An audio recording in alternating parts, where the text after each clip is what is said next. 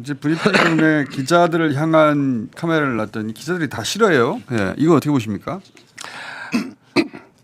식판 들고 줄 서서 윤석열한테 계란말이 얻어먹을 때 마치 잘 훈련된 강아지들처럼 그럴 데 없던 초상권이 왜 대정부 질문할 때는 생겨야 되는 건지 본인들이 얘기를 해줬으면 좋겠고요. 나는 근데 초상권 주장은 진짜 너무 웃겨요. 기자가 초상권을 주장한 거고 그런 주장도 있습니다. 그건 그 언론을 제4부라고 이제 부르기 시작한 게 1960년대 중반부터예요. 그러니까 1965년 신문의 날에 신문인협회가 성명서를 낼 때 그때 처음으로 공식적으로 언론은 제4부다라는 얘기를 해요. 입법, 사법, 행정부와 더불어서 민주주의를 구성하는 제4부다라고 자기들이 주장을 해요. 그리고 스스로 이제 국민을 대표해서 이제 그 입법 3부에 대해서 질문하고 의문을 제기하고 견제하는 조직이 언론이다라고 이제 자처를 하는 거죠.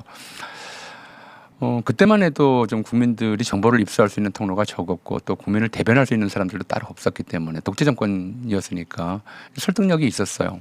70년대 이제 언론민주 동아일보 그 광고 탄압 사건과 같은 이런 과정에서 언론인 일부 참가하기도 했지만 사실은 그런데 언론 자유를 만들어낸 건 시민들이거든요. 국민들이에요. 기자들이 언론 자유를 얻어준 게 아니라 국민이 언론 자유를 얻어준 것이고 그리고 그에 입각해서 이제 자기들이 이 자유롭게 입법사법 행정부에 대해서 질문하고 이야기할 수 있게 된 건데 근데 이 사람들 최근이 아니라 수십 년 내에 어떤 생각을 하고 있냐면 언론 자유는 국민 일반의 자유가 아니라 언론인의 자유라고 착각을 하고 있어요. 이게 첫 번째 문제예요.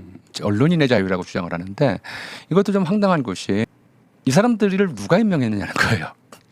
입법부는 국민이 뽑고 행정부의 수반도 국민이 뽑아요. 사법부는 국민이 뽑은 행정부 수반이 임명하는데 이 사람들은 자기네 사장이 임명한 사람들이에요. 어제 아침에 이제 YTN 노조에서 나와서 YTN이 사형화되는 바람에 망가졌다고 그러는데 한국 언론은 지금 99%가 사형 기업이잖아요. 누가 자기들한테 국민을 대표할 권리를 준 거예요. 그리고 실제로 질문하는 걸 보면 늘 국민의 입장이 아니라 사장 눈치 봐요. 그렇죠? 기자들은 사장 눈치 보고 사장은 광고주 눈치 보고 광고주는 독재 정권 눈치를 봐요. 이러면서 언론이 계속 왜곡돼 왔던 거거든요. 그래서 이제 만약에 정말 제4부를 자처한다면 국민의 감시를 받아라. 네, 국민의 감시를 받아라라는 얘기예요. 그리고 그걸 스스로 본인들이 인정해야 돼요. 자기들은 무슨 권리로 저도 뭐 특히 이제 우리 공장장 당한 거에 비하면 비교할 바가 아니지만 저도 몇 차례 당했거든요. 자기들은 좌표 찍어서 저 사람 공격해라라고 하는 기사를 매일 쏟아내요. 아무런 공인도 아니고 아무런 무슨 영향력도 없는 사람이 자기들 마음에 안 드는 얘기를 하면 누가 무슨 얘기를 했대요라고 좌표 찍어놓고 공격을 하는데 제가 한번 그런 일을 겪었어요. 어떤 기자가 저에 대해서 굉장히 악의적인 기사를 썼길래 페이스북에다 그거 아니다라고 이제 해명문을 썼거든요. 근데 그 기사가 좀 공격을 받았나 봐. 다른 사람들한테. 그랬더니 그 다음 날 국민의힘 부대변인이 논평을 통해서 제가 기자를 탄압했다는 거야. 하도 어이가 없어서 그때 이제 그런 생각이 들었어요. 아, 저건 기자가 아니라 그냥 국민의힘이 기르는 개구나. 그렇게 생각했거든요. 그렇게 판단할 수 있는 기회들 국민이 가져야 돼요. 그래서 저는 이제 CCTV 설치한다고 하는 건 다른 게 아니라 언론 자유는 언론인의 자유가 아니라 국민 일반인 누리는 자유고 그 자유에는 언론인의 그 태도, 질문 이런 것들을 평가할 국민의 권리가 포함되어 있다. 이거 좀 확실히 해야 된다고 생각합니다. 네. 멋진 말 하셨어요. 멋진 말. 진짜 멋진 말. 언론의 자유는 언론인의 자유가 아니라 그렇죠. 네. 국민의 그거를 이제 누구신이 한 것으로 하죠 말을. 상식선에서 그냥 평가할 문제라고 보는데요. 뭐 예를 들어 보면 쓰레기 투기가 많이 벌어지는 지역이 있어요. 그러면 거기에 CCTV를 설치하겠다고 하면 찬성하는 사람들은 거기에 살고 있는 주민들일 겁니다. 반대하는 자는 누굴까요? 원래도 쓰레기 투기 받은 사람이 반대하는 거 아니에요? 그러니까 이게 CCTV를 설치하겠다는 장소가 사적인 장소가 아니잖아요. 뭐 침실에다 하겠다는 것도 아니고 공공장소에다가 공적인 활동을 하는 것에다 설치하겠다는 겁니다. 그러면 이걸 거부할 이유가 없어요, 사실은. 공적인 활동을 하는 사람들은. 그 예전에 성남시장 시절에 이재명 대통령이 시장실에다가 CCTV를 달았잖아요. 그럼 그 CCTV를 달면 누가 제일 싫어했겠습니까? 자기가 제일 싫어요 사실. 당연하죠. 제가 제일 볼 땐 불편하죠. 별로 이제 개의치 않을 수도 있는데 제일 불편한 사람은 사실 업자들일 겁니다. 그렇죠. 뇌물 주려고 했던. 아니 시장이 제일 불편해요. 물론 그럴 수 있죠. 근데 이제 자기 감시를 그 정도까지 해버린 거죠. 네, 그러니까 안 받으려고. 왜냐하면 안 그러면 밀고 들어올 테니까 없잖아요. 그렇죠. 그러니까 이게 범죄 차단용으로 그다는 효과가 있다는 것이 그 당시에도 입증이 된 거예요.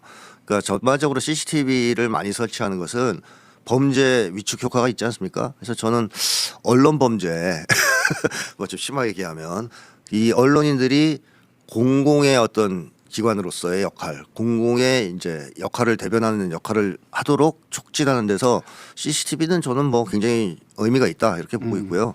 사실 이 사람들이 진짜 두려워하는 것은 CCTV가 아니라 권력이었습니다. 과거에 보면. 늘 그랬어요. 예를 들면 권력이 우리를 길들이려고 CCTV에 설치한다는 말은 말이 안 되는 게 윤석열 정권 CCTV 없어도 질문 이상한 거 하는 기자들을 바로 날려버리고 뭐 비행기 못하게 한다든가 그렇게 탄압을 했어요.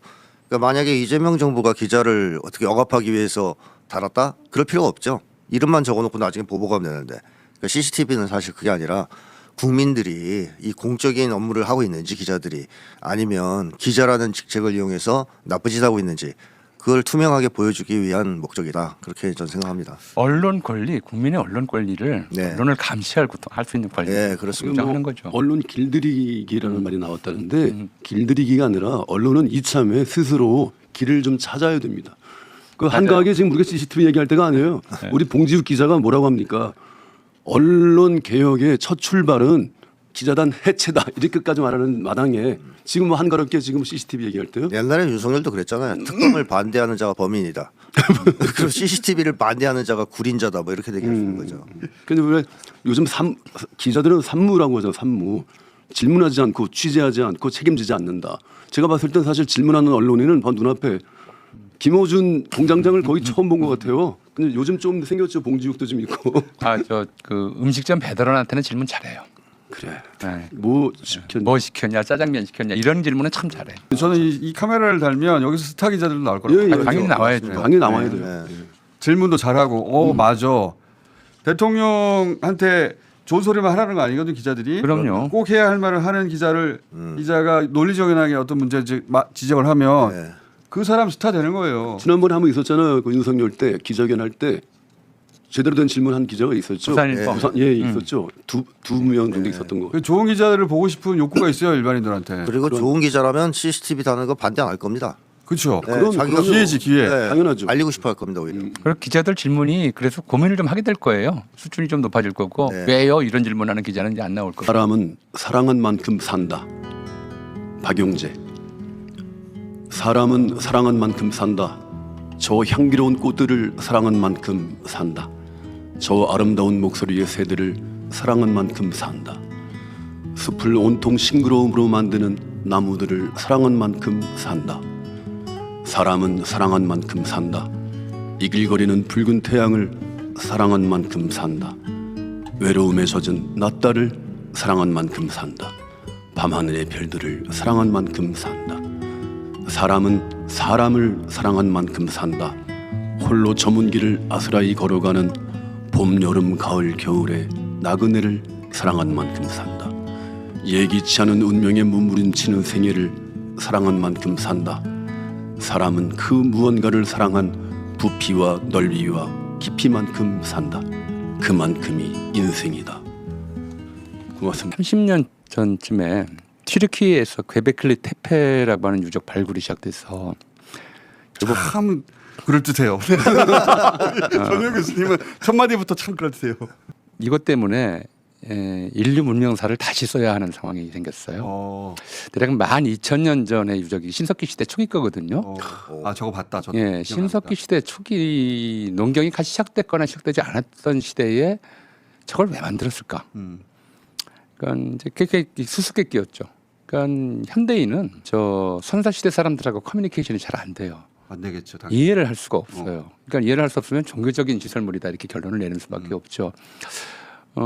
그 윤석열 김건희의 정신 세계도 현대인으로는 잘 이해하기가 어려워요. 오죽하면 권성동 그 사람도 제가 볼 때 현대인으로서는 약간 좀 현대인하고는 좀 차이가 있다고 생각하는데 그 사람조차도 왜 개혁을 했는지 이해를 못하겠다 그러잖아요. 그러니까 이해 못하는 것들에 대해서는 보통 종교적 시설물이다라고 판단을 하면 대강 맞아요. 그래서 저도 이제 그걸 그렇게 봤어요. 저걸 가지고 무슨 개 수영장이다, 개 목욕탕이다 그러는데 그거는 아닌 것 같다. 저 앞에 있는 작은 정자 있잖아요. 예.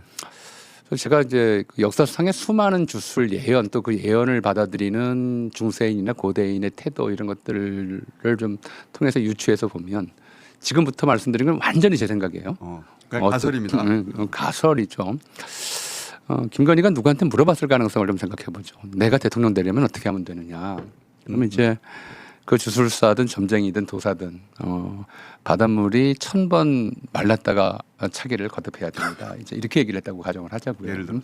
현대인의 사고 방식으로는 1000만 번 죽었다 깨나도 안 돼 이런 말로 받아들여야 돼요. 근데 고대인이나 원시인 삼국시대 이전 사람이라면 아 이게 가짜 바다를 만들어서 물을 1000번 채웠다 뺐다를 반복하면 되는 거구나 이렇게 해석할 수가 있어요. 그래서 저는 저게 일종의 좀 주변에 하얗고 가운데 파랗고 이렇게 색깔 자체가 모래사장과 바닷물을 이제 그려놓은 거라고 생각이 되고 저 앞에 이게 용궁이고 그래서 저 물을 용수라는 해설이 있어요. 용수. 예, 저 물을 용궁의 물.